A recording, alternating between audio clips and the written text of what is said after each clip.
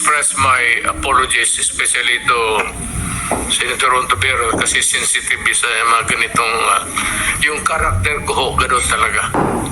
Paski saan mo ako ilagay, gano'n, even in front of anybody.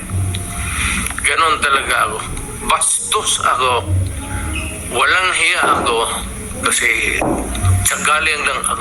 galing ako sa baba. Salamat kayo, Mr. Chair. Hindi ako sensitive. Ayaw ko lang talaga ng bastos. Ayaw ko ng walang hiya. Lalo na pag pinag-uusapan natin ng seryosong bagay ng war on drugs sa Kaya ako bastos man. Salamat kayo. Wala ang hiya talaga ako. Yan ang totoo. Tigilin na po natin yung pagsisira at paninira sa mga Hindi ba paninira? Mga sinasabi ko, kulang. Pero may nasabi Hindi lang kasalanan. Ang nasabi ideya talaga kulang ng tao, kulang ng organization. Pero I heard the term, Mr. Chair, You have halos to have, bill. Mr. President, tao, pati pondo ng pera. There are ways na i-strengthen ang PIDEA na hindi natin Hindi sinasabi. mo dala sa istorya yan dito. Actually, okay. No. Excuse me, Mr. Chair. Sige. Miyembro po ako ng committee ito, ng subcommittee at ng Senado. So, I am just making an interjection. Pag nagkapanahon akong uli na takbo ako ng mayor, maminos-minos talaga lang,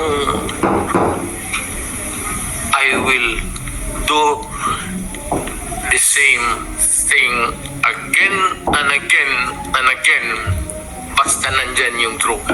Mr. Chair. Yes, ma'am. Mr. Chair, I believe we've given the proper leeway and respect to the former president. Hindi po ito midnight COVID briefing, and I hope we can stay on track. Hindi po natin pinag-uusapan kung mali ang droga. Pinag-uusapan po natin kung yung polisiya, naging polisiya nyo. Mr. Chair, if I may. Salamat kayo. It's actually the turn of Senator Bato, and let's give him 10 minutes of uninterrupted time to ask questions. Yes, sandali mo naman. Before my time starts, Mr. President, Mr. Chairman. May I just be clear on this? Yung ano yung lumalabas sa karakter ko, yung policy ko, yun na yung experience ko, kaya lumalabas yung sa utak ko, pati bunganga ko. Yun na yun yung galit ko. Galit talaga ako sa drogas, sasabihin ko sa inyo. Mainit ako.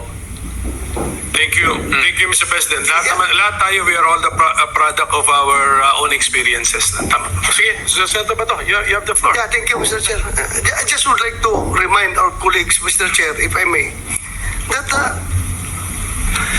we invited the former president to listen to him. Sana kung magsalita siya, bigyan na naman natin ng time dahil pumunta siya dito eh. Si Senator De Lima kanina, haba-haba na sinasabi. I never interrupted her. Kahit ano sinasabi niyang mahaba.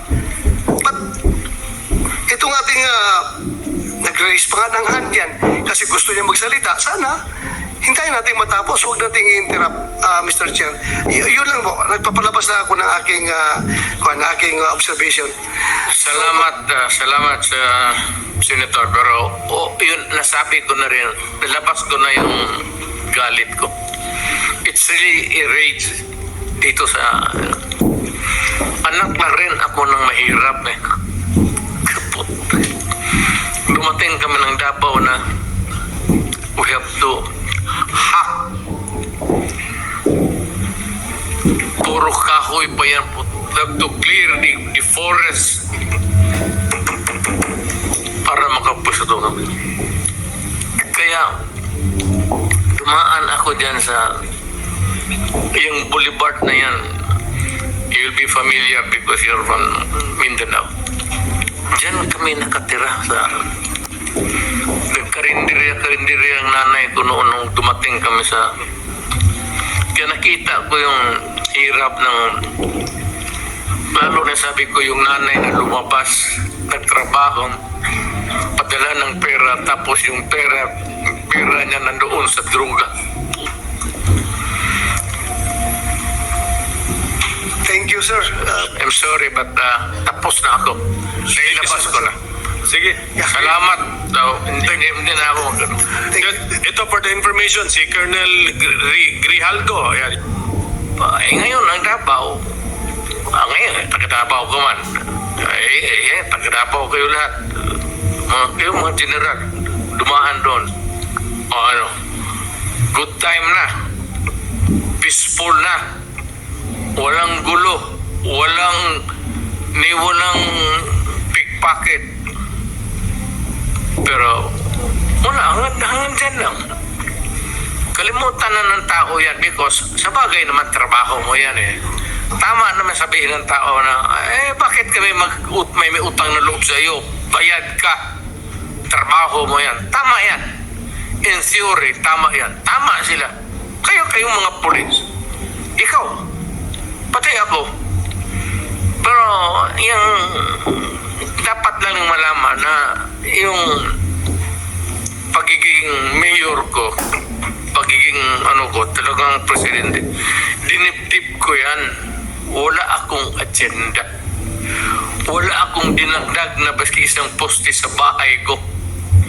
Wala akong bagong kotse. Hindi ako nakatikim ng Mercedes-Benz. Diniptip ko talaga ang trabaho ko para sa bayan ko.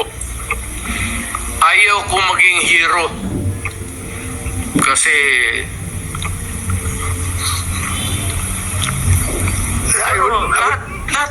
kayong lahat ng mga chief of police dumaan sa Davao. And I would like to take this opportunity with the permission of the chairman that I would like to thank you, Mr. President, for your war on drugs. If there was no war on drugs, there is no Senator Bato. Maraming salamat po doon sa opportunity na binigyan mo sa akin na maging chief PNP at ako'y naging senador ngayon dahil doon sa war on drugs. Maraming salamat. Ako nakikinig yung PNP pati yung patuloy ninyo yan at magtrabaho kayo ng husto kasi ang droga talagang talamak. Kawawa ang Pilipino pag tawag dyan sa Tagalog, tatapol-tapol, patamad-tamaran kayo dyan.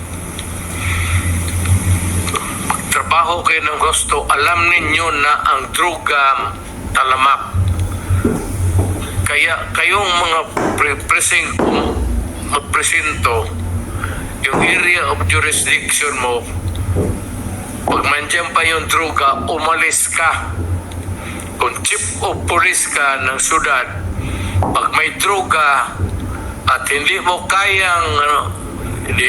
kayang pumatay, takot kang mamatay, putang ina, umalis ka dyan sa trabaho mo. Sorry for the... Thank you, Mr. President. I think, Mr. Chairman, medyo mahaba na yung time ng ating... Yes, alam ko. Gusto na siyang magpahinga. Thank you. If the President can still stay a little longer, okay lang, sir? For a couple more minutes? I am at your disposal, sir. Sige. Ako magsabi ninyo hanggang bukas tayo dito. Okay lang. Wala akong magawa. Actually, dapat Senator Bato, nag-apologize tayo kay President for starting our hearing in the morning. Doon siya nahirapan actually siguro. In the same manner that I would like to express my apologies, especially to Senator Ontiveros, kasi sensitive sa mga ganitong, yung karakter ko ho, gano'n talaga. Maski saan mo ako ilagay, gano'n, even in front of anybody. Ganon talaga ako. Bastos ako. Walang hiya ako kasi galing ako sa baba. Salamat kayo, Mr. Chair. Hindi ako sensitive. Ayaw ko lang talaga ng bastos. Ayaw ko ng walang hiya. Lalo na pag pinag-uusapan natin ng seryosong bagay ng war on drugs sa Kaya extrajudicial ako killings. bastos man. Salamat kayo. Wala ang hiya talaga ako. Yan ang totoo. Siguro, hindi ako dadating itong pagka-presidente kung hindi ako bastos at hindi ako walang iya. Thank you, Mr. President. I am now, hindi sa lahat man, baka sabihin mo, walang iya ako sa inyo, hindi yan. May kunting edukasyon rin ako, and decency. yung demeanor ko, yung pinapakita ko sa inyo, yung galit ko, yung rage ko, sa kriminal yan. Dahil nga naging prosecutor ako, matagal masyado. Ako mo nang Professor ako ng Professor ng Police Academy. Thank you, Mr. President. Sir, Mr. President, sige. Senator, may I be allowed additional moments?